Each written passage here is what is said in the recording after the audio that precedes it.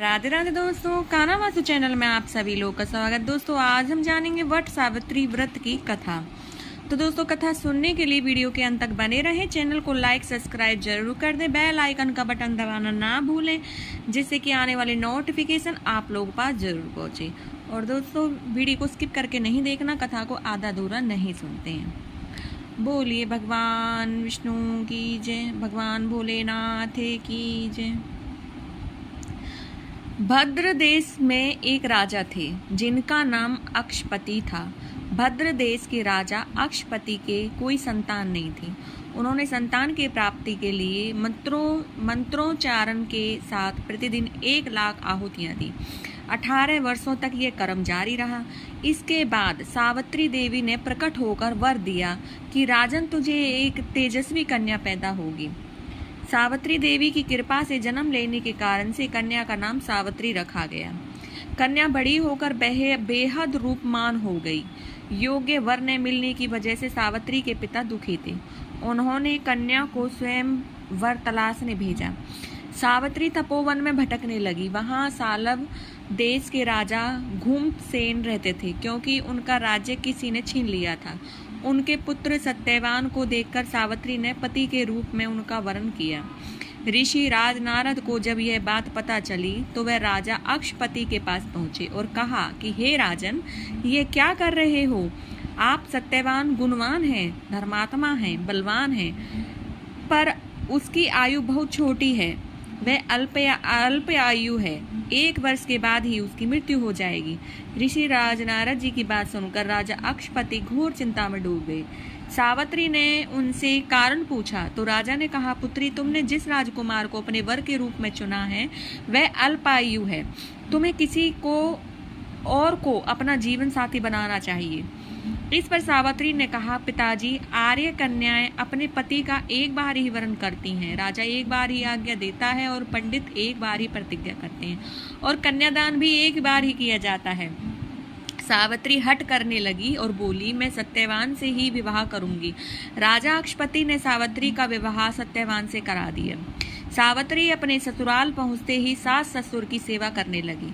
समय बीतता चला जा रहा था। नारद मुनि ने सावित्री को पहले ही सत्यवान की मृत्यु के दिन के बारे में बता दिया था। वह दिन जैसे करीब आने लगा। सावित्री अधीर होने लगी। उन्होंने 3 दिन पहले से ही उपवास शुरू कर दिया। नारद मुनि द्वारा कथित निश्चित तिथि पर पितरों का पूजन किया। हर दिन की तरह सत्यवान उस दिन भी लकड़ी काटने जंगल चले गया था। साथ में सावित्री भी गई थी। जंगल में पहुंचकर सत्यवान लकड़ी काटने के लिए एक पेड़ पर चढ़ गया। तभी उसके सिर में तेज दर्द होने लगा। दर्द से व्याकुल सत्यवान पेड़ से नीचे उतर गए। सावित्री अपना भविष्य समझ गई। सत्यवान ने सिर को गोद में रखकर सावित्री सत्यवान का सिर सहलाने लगी। तभी वहां यमराज आते दिखे। यमराज अपने साथ सत्यवान को ले जाने लगे।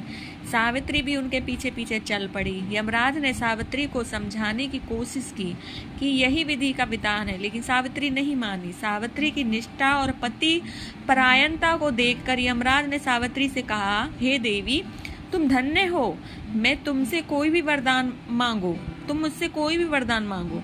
सावित्री ने कहा कि मेरे सास ससुर वनवासी और अंधे हैं, उन्हें आप दिव्य ज्योति प्रदान करें। यमराज ने कहा, ऐसा ही होगा, जाओ अब लौट जाओ। लेकिन सावित्री ने अपने पति सत्यवान के पीछे पीछे चलती रही। यमराज ने कहा, देवी तुम वापस जाओ।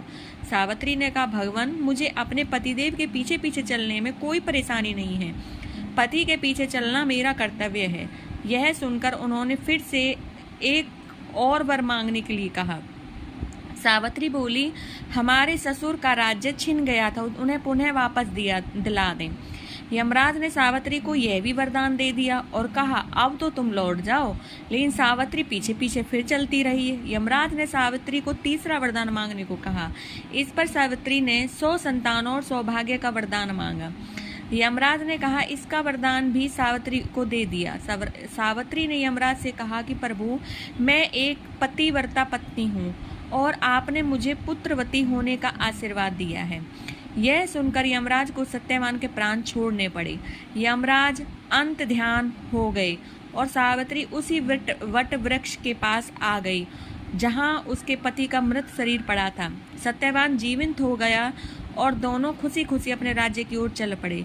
दोनों जब घर पहुंचे तो देखा कि माता पिता को दिव्य ज्योति प्राप्त हो गई है। इसी प्रकार सावित्री सत्यवान चिरकाल तक राज्य सुख भोगते रहे। अतः पतिव्रता सावित्री के अनुरूप ही प्रथम अपने सास ससुर का उचित पूजन करने के साथ ही अन्य विधियों को प्रारंभ करें। वट सावित्री व्रत करने और इस कथा को सुनने से उपासक के वैवाहिक जीवन या जीवन साथी की आयु पर किसी प्रकार का कोई संकट आया भी हो तो वो टल जाता है। बोलिए भगवान विष्णु की जय, भगवान शिव शंकर की जय। यही कथा का समापन होता है। राधे राधे।